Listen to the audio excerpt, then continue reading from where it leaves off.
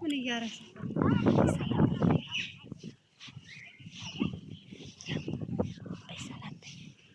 አሰላሙ አለይኩም ወራህመቱላሂ ወበረካቱ። ውድና የተከበራችሁ የቻናሌ ቤተሰቦች ሰላም ሰላም በሉ። ሰላማችሁ ብዝት ትርፍርፍ ይበልልን። አገራችንንም ሰላም አላህ ያድርግልን። እንግዲህ ያው ዛሬ ደግሞ በሚያምር ቀጤ ደስ በሚል መጥቻለሁ ማለት ነው።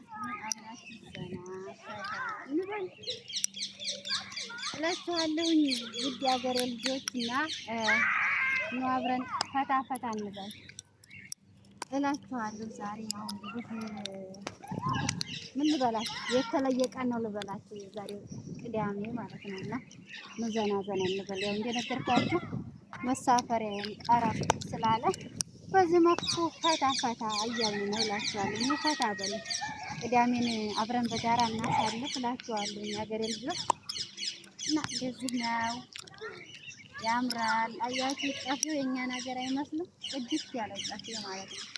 እስኪ ነው በጋራ እንጫወት። ያው ዛሬ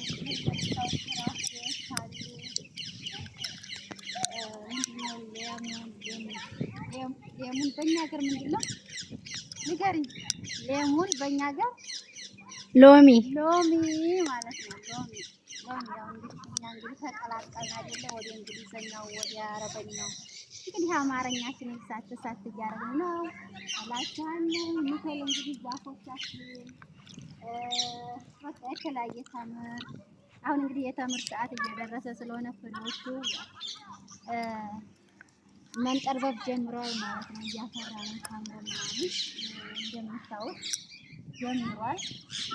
ያው የልጆቻችን መጫወቻ የሚሆነው የተለያዩ እንትኖች አሉን ማለት ነው።